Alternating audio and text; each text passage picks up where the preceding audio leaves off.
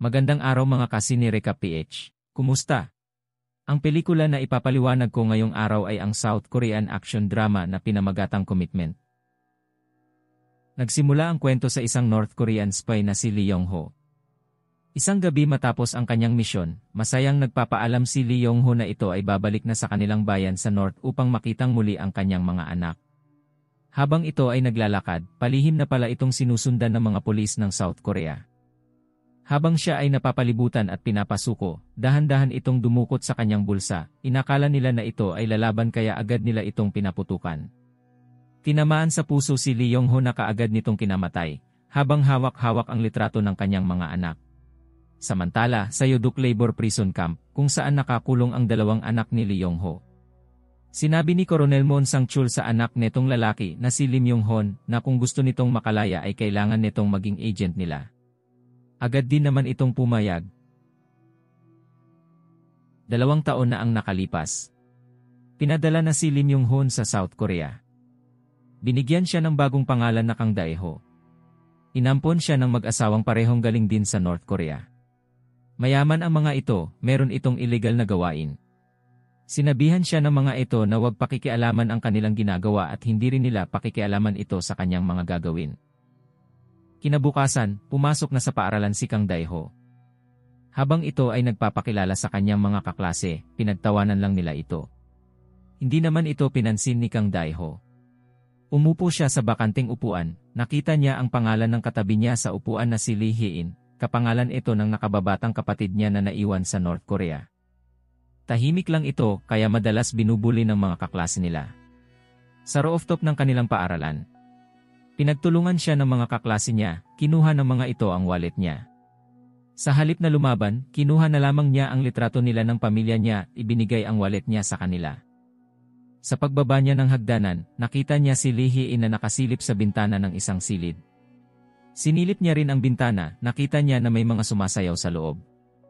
Tinanong niya si Lee Hee-in kung bakit siya ginugulo ng mga iyon, ang sagot niya lang ay wala namang dahilan. Biglang bumukas ang pintuan ng slid, tinanong si Dae-ho nang nasa loob kung bakit. Hindi na ito nagsalita at agad na itong umalis. Kinagabihan. Pag-uwi niya, may nagpadala sa kanya ng parcel. Naglalaman ito ng cellphone at mga litrato, agad sinimulan na ni Kang Dae-ho ang kanyang misyon na hanapin si Bok Dok-sung. Pumunta siya sa isang convenience store na isang North Korean ang nagmamay-ari, sinabi niya rito na gusto niya ng cake na walang dekorasyon. Agad naman siyang binigyan nito, iyon ang gagamitin niya sa kanyang misyon. Isang mangangatay ng baboy ang kanyang sunod na pinuntahan kung saan itinuro nito kung saan niya matatagpuan ang sasakyan ni Bok Dok-sung kaya kaagad niya itong pinuntahan. Nakita niya rin kaagad ang sasakyan. Inabangan niya rito si Bok Dok-sung at kanyang hinabol ang sasakyan, habang sila ay naghahabulan, tinamaan niya ang sasakyan ni Bok Dok-sung kaya agad ito ay bumangga. Nilapitan ito ni Kang Dae-ho pero di niya tinuloy ang kanyang balak dahil maraming tao nakakita sa pangyayari. Sa halip umalis na lang siya kaagad. Dahil sa nangyari, nagsisimula ng mag-imbestiga ang South Korean agent na si Cha Jung-min. Kinabukasan sa paaralan. Habang nakaupo si Kang Dae-ho sa tahimik na lugar at tinitingnan ang litrato ng kanyang nakakababatang kapatid at ama, nakarinig ito ng maingay. Tiningnan niya ito at nakita niyang si Lee Hee-in iyon, sa pilitan itong kinuha ang kanyang inipong pera para sa kanyang pag-aaral. Hindi na ito pinalampas ni Kang Dae-ho, kaya kaagad niya itong tinulungan. Pinahiram ito ni Kang Dae-ho ng kanyang pang-ibabaw na damit, napaiyak na lang si Lee Hee-in sa nangyari. Pagkatapos, hindi na pumasok si Lee Hee-in sa kanilang klase, lumapit ang guro kay Kang Dae-ho. Biglang sinalag ni Kang Dae-ho ang palo ng kanyang guro at napaluhod ito. Nagulat ang guro at ang mga kaklase niya sa kanyang ginawa. Dali-dali itong lumabas at hinanap kaagad ni Kang Dae-ho si Lee Hee-in, nagtanong-tanong ito sa mga nakakakilala sa kanya. Ngunit hindi niya ito matagpuan. Lumipas ang ilang araw habang naglalakad si Kang Dae-ho sa labas ng kanilang eskwelahan. May tumawag sa kanya at paglingon niya si Lee Hee-in iyon, isinauli sa kanya yung uniform niya na pinahiram niya. Nagkumustahan ang dalawa, tinanong niya kung bakit hindi na ito pumasok, at sumagot ito na nakita niya daw yung gusto niyang gawin sa buhay. Humingi si Lee Hee-in ng pabor kay Kang Dae-ho na magpanggap bilang kuya nito, dahil wala nang itong magulang, gusto niya magtrabaho sa dance studio kung saan ito ang gusto niyang gawin. Paglabas nila sa gusaling iyon, malakas ang ulan sa labas.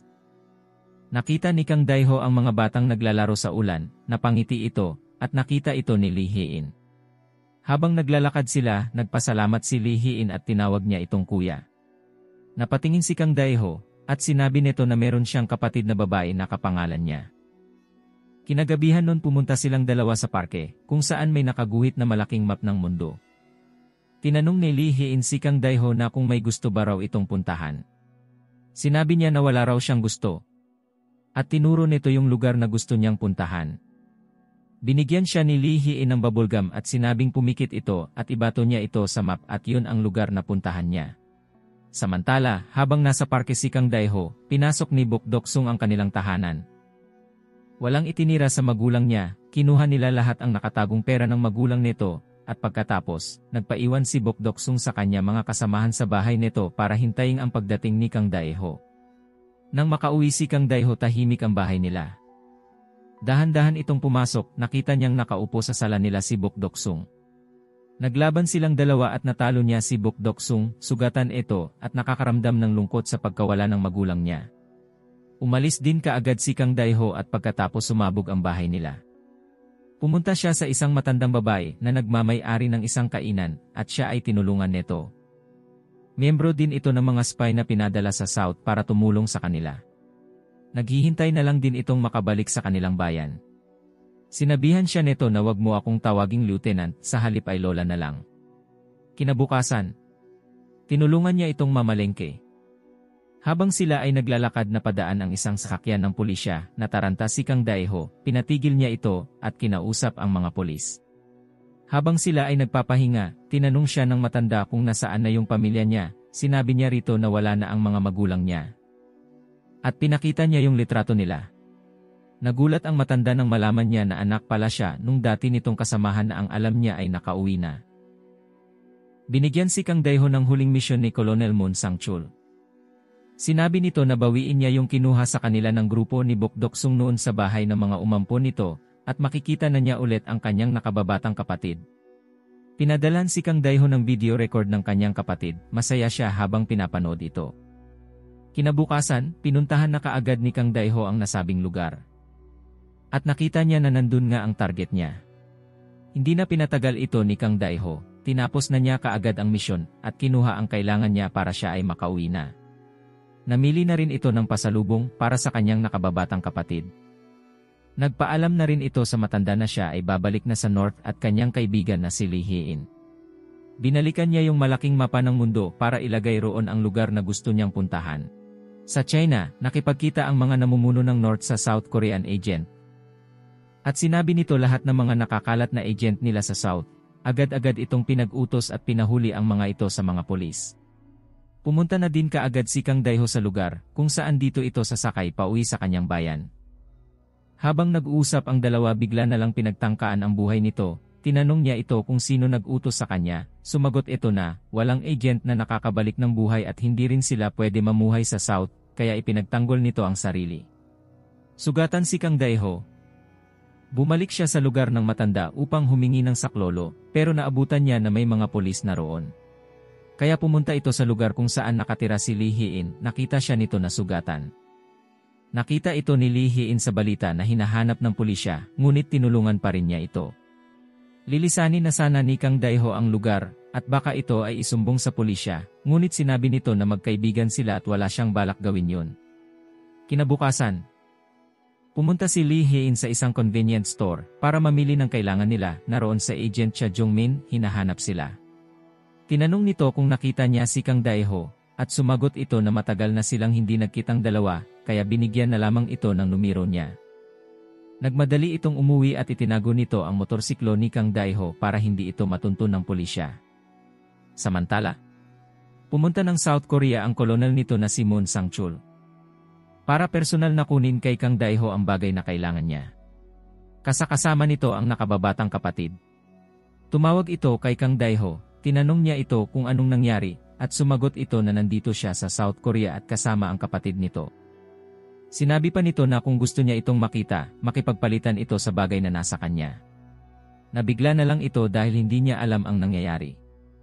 Nagising si Lee Hee-in sa pag-alis ni Kang Daiho, kaya dali-dali itong tumawag sa agent na nagpakilala sa kanya. Sa lugar kung saan sila magkikita, ipinakita kay Kang Daiho ang kapatid nito, naroon na rin ang mga pulis sa lugar. Naglaban sila at nakuha ng mga pulis ang kapatid niya, wala nang nagawa si Kang Daiho at tumakas na lang ito. Kinuha ng mga tauhan ni Colonel Moon Sang-chul si Lee Hee-in sa bahay nito at tinawagan ito si Kang. Sinabihan niya ito na hanggat hindi niya ibinalik yung mga diamante, hahanapin siya nito hanggang sa mawala silang dalawa ng kapatid niya.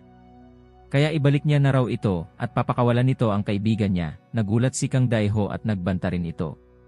Pagkatapos nun, tinawagan niya rin si Agent Cha Jungmin, pinakausap nito ang nakababatang kapatid, nagkumustahan sila at nangako na pupuntahan siya. Sinabi niya rin sa agent na pupunta ito bukas. Napaiyak na lang si Kang Daiho pagkatapos nila mag-usap.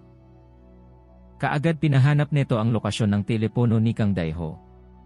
Pinuntahan ni Kang Daiho ang lokasyon kung saan naroon si Moon Sang-chul, tinanong nito kung nasaan ang kaibigan nito, tinuro nila at ipinakita niya ang diamanting dala niya, hinagis niya ito paitaas at nagsimula na silang maglaban. Habang napapalibutan sila inihagis nito ang bag na dala at kaagad itong sumabog. Dumating na rin ang mga pulis, sugatan si Kang Daiho at hirap ng makalakad. Buhay pa si Moon Sang-chul at muli sila nagharap, nagkaputukan ito, pareho silang sugatan. Hindi na rin ito kinaya ni Moon Sang-chul. Lumabas si Kang Daiho na hirap na maglakad kasama si Agent Cha Jungmin habang nag-aantay sa labas si Lee Hee-in at natumba ito. Habang dadalhin ito sa malapit na ospital. Malubha na ang kalagayan ni Kang Daiho. Nakatingin na lamang ito sa malayo. Sinabi nito na alis na ito at hinihintay na siya ng kapatid nito, ngunit hindi na ito umabot. Lumipas ang ilang araw. Nagkita si Lee Hee-in at ang nakababatang kapatid ni Kang Daiho at sinabi nito ang nangyari sa kuya niya.